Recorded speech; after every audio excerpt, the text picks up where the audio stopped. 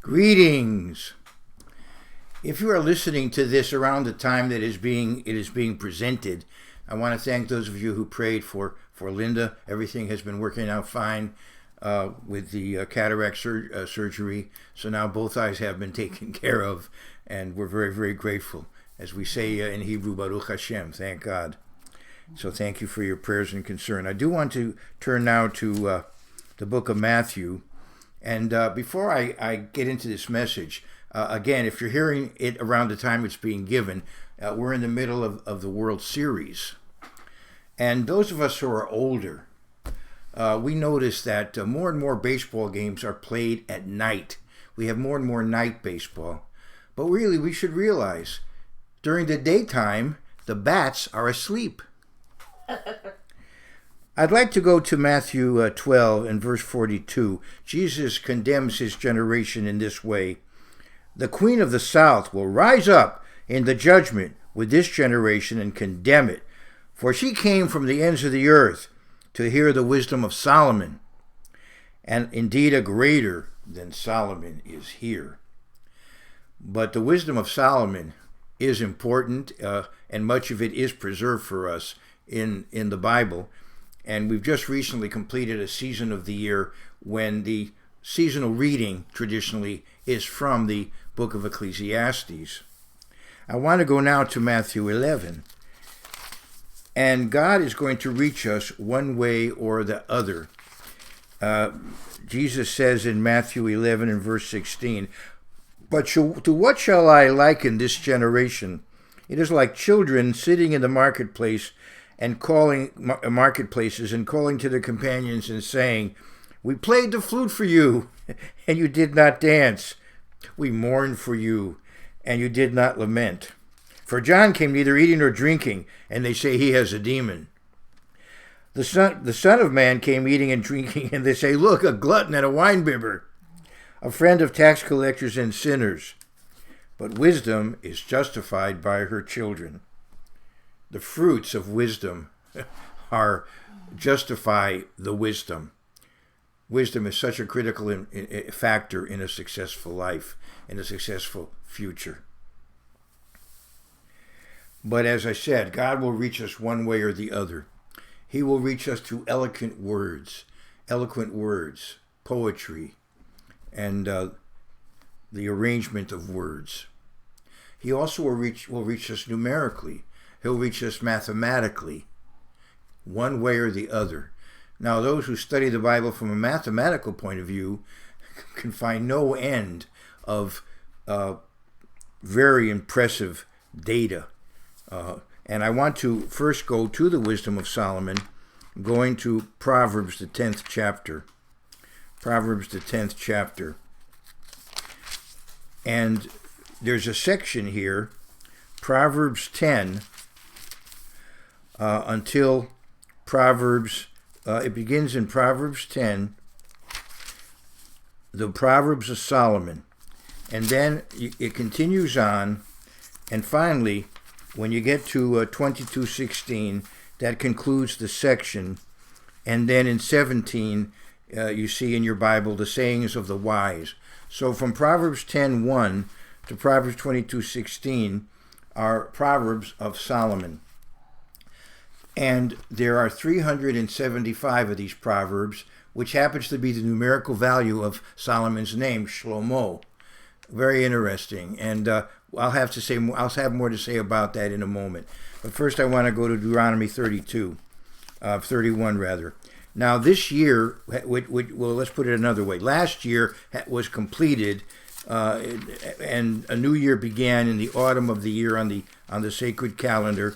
It's not the ecclesiastical year; it's the civil year. The civil year from year by year. We count on the 7th month of the year, the month of Tishrei, the month that was called Ethanim in very ancient times. And that month begins the new civil year. And at the Feast of Tabernacles, during a sabbatical year, which just completed, during a sabbatical year, the people were told to gather together and have the Pentateuch read to them.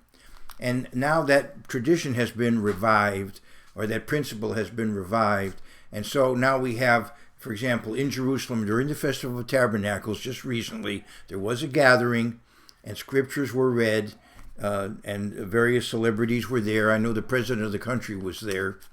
And other all around the world gatherings were held in honor of this of what's said in Deuteronomy. Now the Jews believe that they don't have to do the entire read the entire Bible, read the entire 5 books of Moses to everybody, unless all the people of Israel are regathered to the homeland. However, they still believe the principle ought to be honored.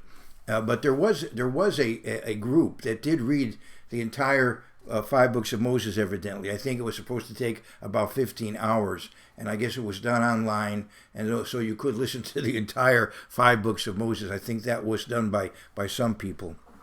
And so that principle of gathering the people together is in Deuteronomy 31 and verse 12. We see, and also, by the way, we see in the history of ancient Israel, if you read Kings and Chronicles, Solomon gathered the people together for the dedication of the temple. Solomon built the first temple and dedicated it, and he gathered the people together at the time of the autumn festivals to dedicate the temple. And here in Deuteronomy 31, verse 12, we also see gathering here. I'm in verse 12. At the end of every 7 years, well, let's start at the beginning. And I'm in the 10th verse of Deuteronomy 31.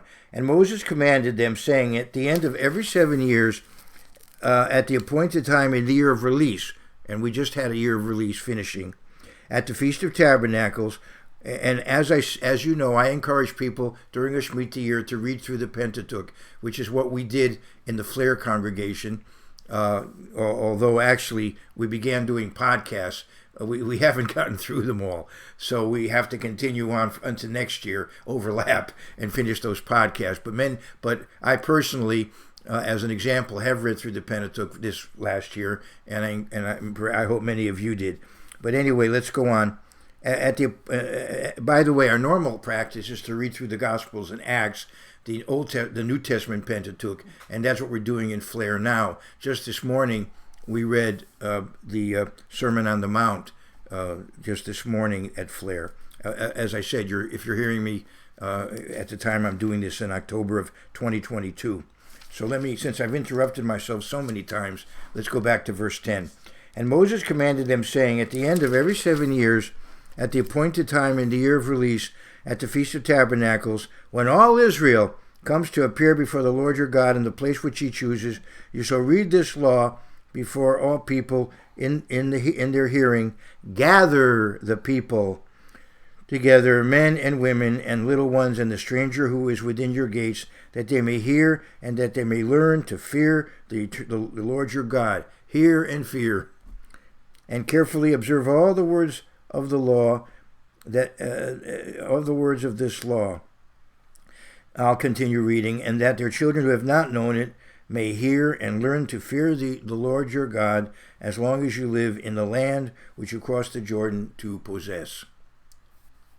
Now that word gather, the root there is the same root as the name in Hebrew of the book of Ecclesiastes. It's called the book of Kohelet. A kahal is an assembly or a crowd. Kahal, and Kohelet is the convener, the assembler, and so the book is written by the assembler, the convener, and Solomon, of course, did that. He was a convener. He gathered together the people at the time of the autumn festivals when the temple was dedicated.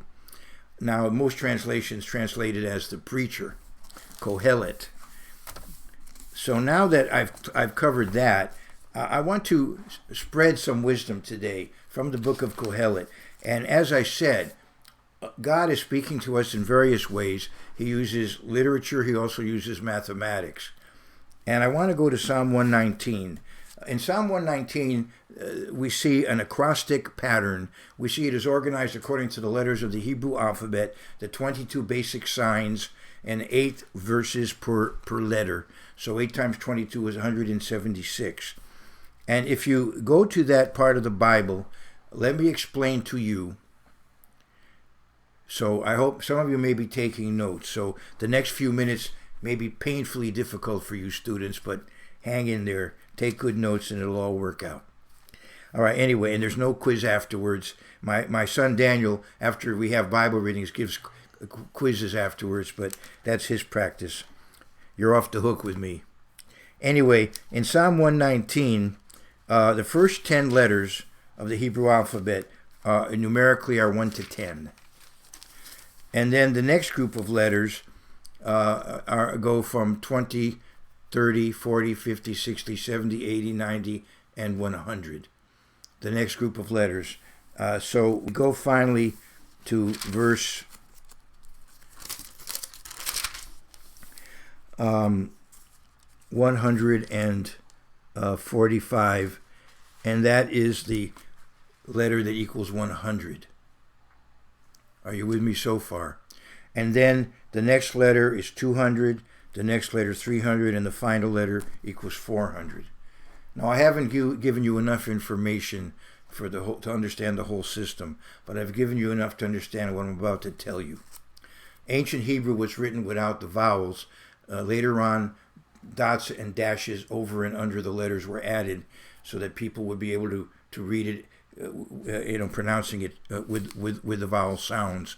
And a lot of times you can read a Hebrew word without vowels if you're good at the language. You can figure out the grammar is different than English grammar in that way.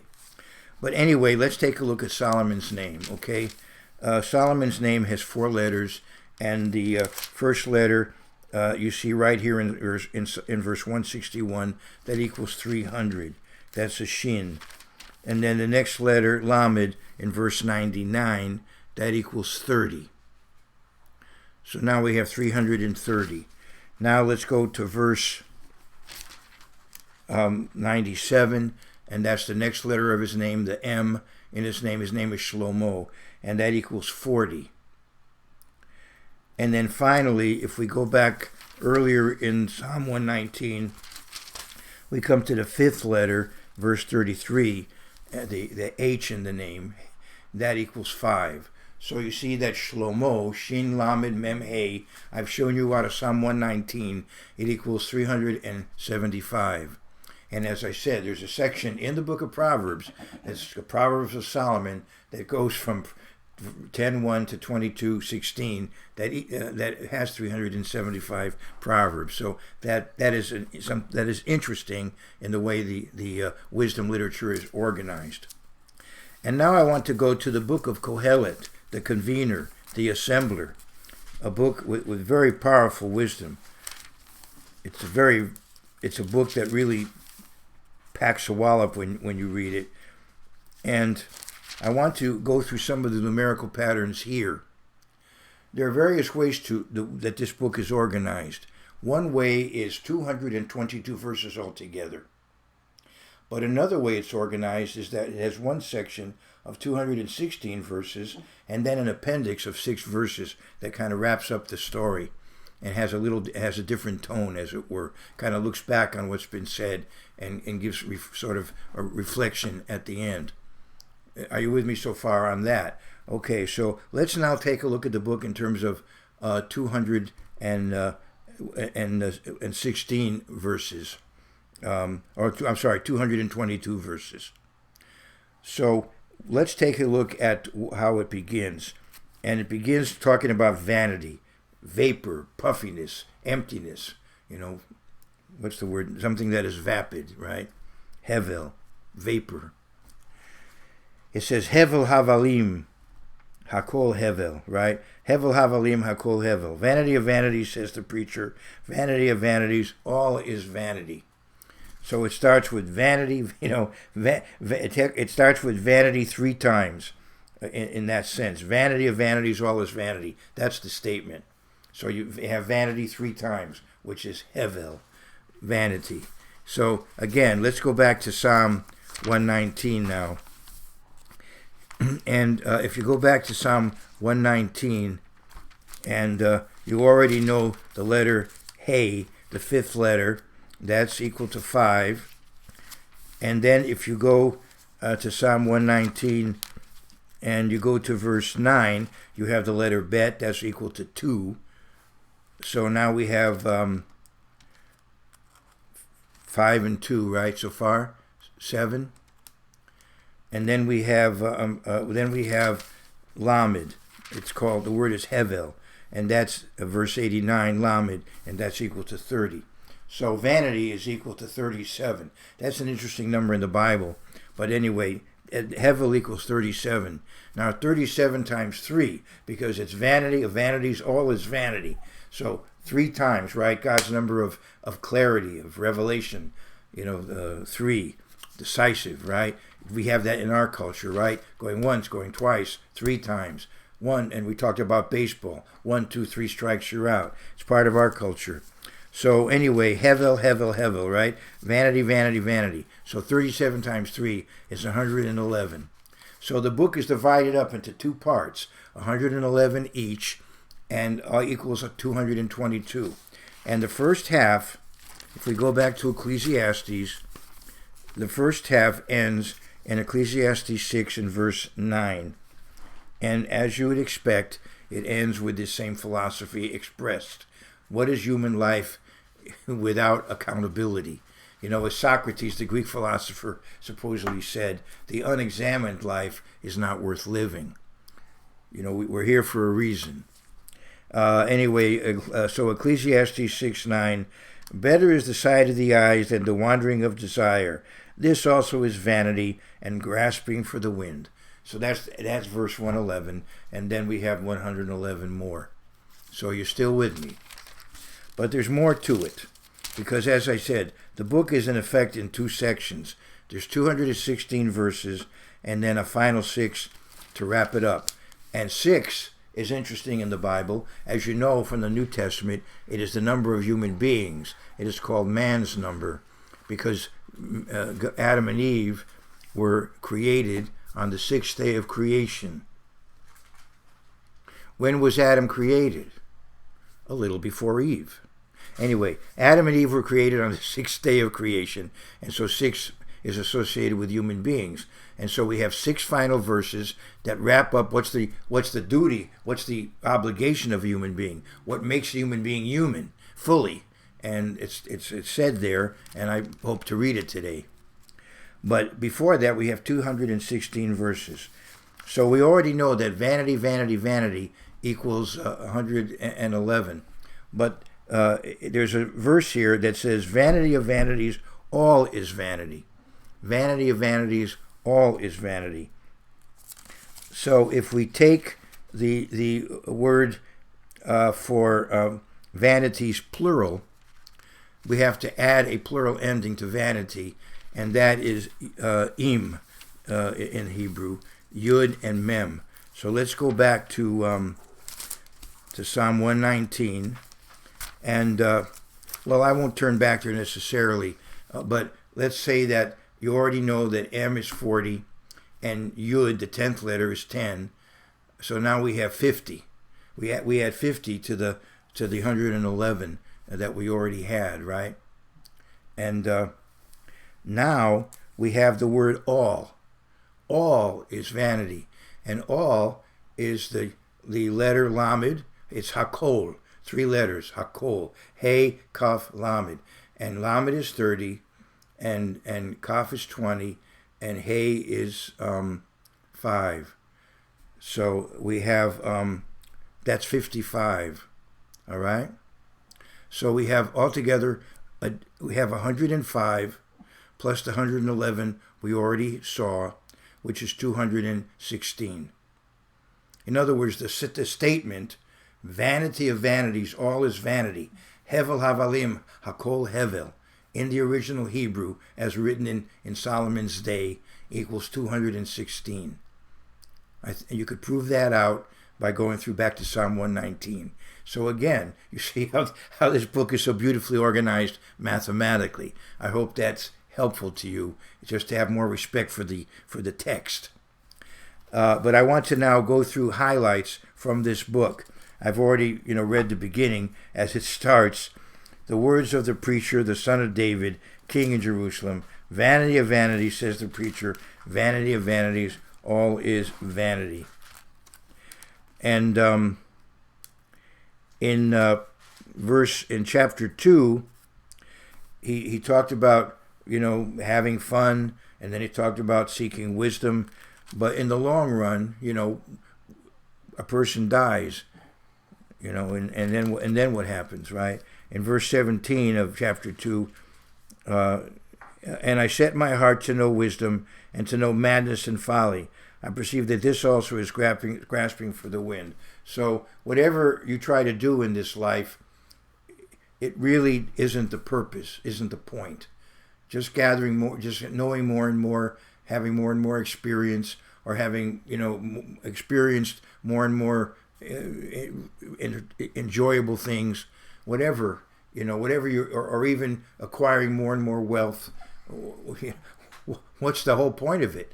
You do it for a while, then you die, and then what was the point of it all? That's what he's getting to. There's more to life than just the physical acquisition of wisdom or experiences or wealth or whatever it may be. That's what he's trying to get across. There's more to life than that. So in verse 2, again, he talks about accomplishing a lot of things. And maybe you do accomplish a lot of things, but then, you don't enjoy them forever. You're gone. It's true. Others will enjoy them, but you won't be enjoying them anymore. Verse 11 of chapter 2.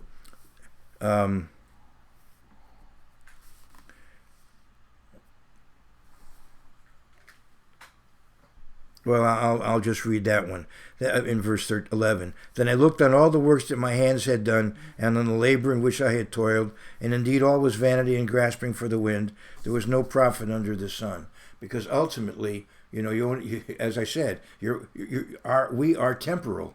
We aren't here forever, and we can't guarantee what's going to happen to what we have achieved. It could be misused, abused, ultimately destroyed. We don't know what's going to happen to what our achievements will mean after we're gone. Somebody could establish a country, and then after his death, the country could go to pot. Bad rulers could take over, and the country could have one problem after another, and then maybe finally invaded and conquered by another country, and on you could go. And so then he goes to the third chapter, and he mentions, to everything there is a season and a time for every purpose under heaven. So wisdom involves knowing what to do and when to do it. What to do and when to do it, and when not to do certain things. And he goes through them here in Ecclesiastes 3. Very beautiful passage. And I want to go to the 19th verse. But before I do, I want to go back to Genesis 3:19. Adam is told that he came from the ground. His name Adam comes from Adamah, because the man was taken from the ground. And, we come from dust and ultimately go back there, go back to dust. And this is what God said to Adam in Genesis 3 and verse 19, after the sin, after the rebellion. In 3:19, he said,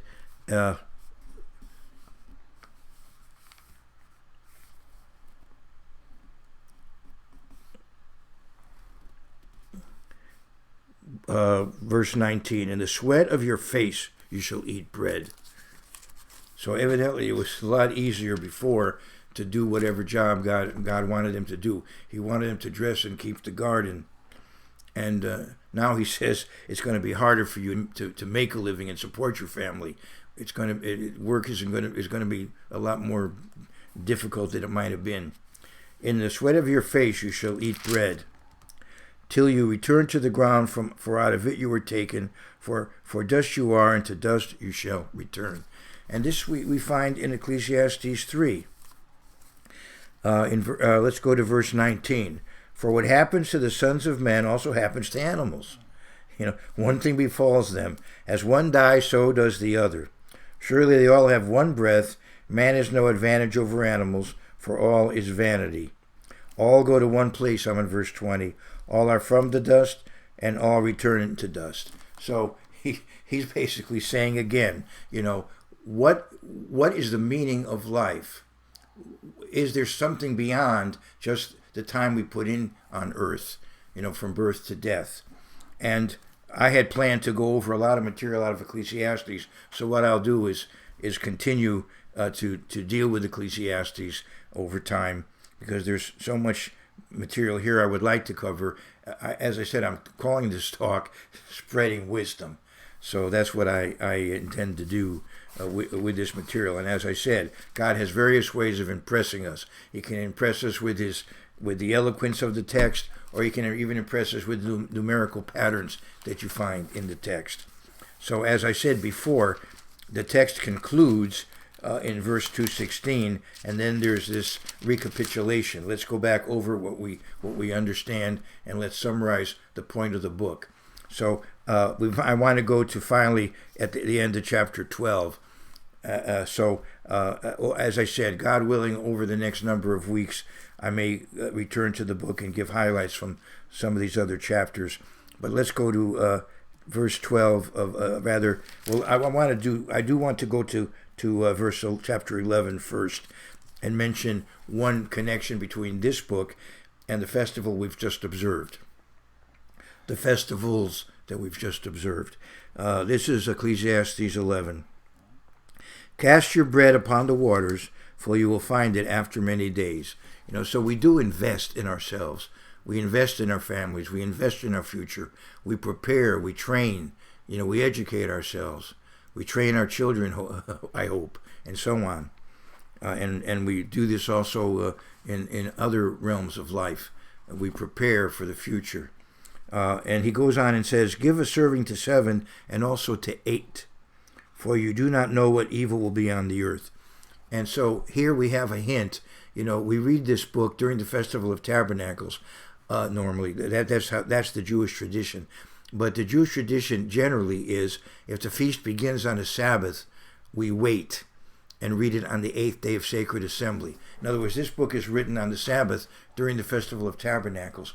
But if the festival begins on a Sabbath, it's read on the 8th day of Sacred Assembly. And that kind of fits with this verse. Give a serving to 7 and also to 8. Now, why would we wait to read it? Why we don't read it on the first day of the feast? We read it on Sabbath during the feast. Because during the Feast of Tabernacles, that's the one time of year when we have perhaps the greatest physical abundance. During the days of unleavened bread, we're limited because we're unleavened. And Pentecost is a brief time, and so on. Trumpets and atonement, we're fasting. But this 7 days of the Festival of Tabernacles, we're really enjoying ourselves in the physical sense. But after a few days, it begins to sink in. There's more to life than this. And so by the time you come to the Sabbath during the feast, you're ready to sit and listen. Okay, why are we here?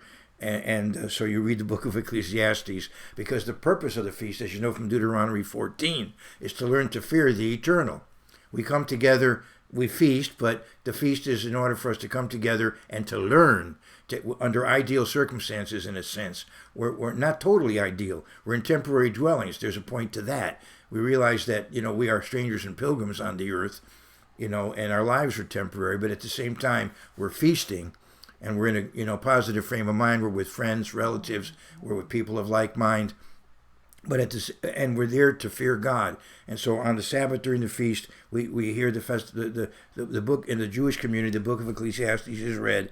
And if the first day is a Sabbath, then okay, have your festival. But then on the 8th day of Sacred Assembly, as we gather together for one last holy day, one last festival of the year, the 8th day of rest. There's one weekly day of rest and 7 annual days of rest. And the last one, of course, is the 8th day of Sacred Assembly, Shmini Atzeret. And sometimes the book of Ecclesiastes is read then. All right, now I want to go to the 12th chapter. And when all is said and done, we come to the conclusion. Let us hear the conclusion of the whole matter. Fear God and keep his commandments, for this is man's all. Ki zeh kol ha'adam. This is man's all. For God will bring every work into judgment, including every secret thing, whether good or evil. And in the Hebrew order of the books, this is followed by the book of Esther. Well, you see there how God, behind the scenes, in effect, supervises a situation and works things out very powerfully, so that good triumphs over evil. It's a foreshadowing of how his plan of salvation works.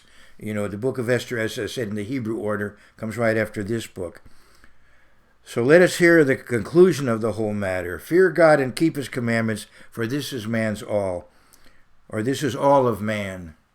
Now some translations add the word duty. This is the whole duty of man. For God will bring every work into judgment, including every secret thing, whether good or evil.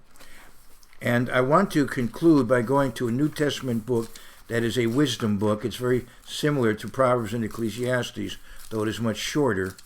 And that is the book of James. It's a kind of Proverbs and Ecclesiastes for the New Testament. And I want to go to the first chapter of James, and it in effect summarizes what I've just read out of Ecclesiastes, out of the last verse of Kohelet. I want to go to James 1 and verse 25. But he who looks into the perfect law of liberty. God's law ultimately really is liberating, if we understand. But he who looks into the perfect law of liberty and continues in it, and is not a forgetful hearer, but a doer of the work, this one will be blessed in what he does. So my purpose today was to be spreading wisdom. All the best to you and yours.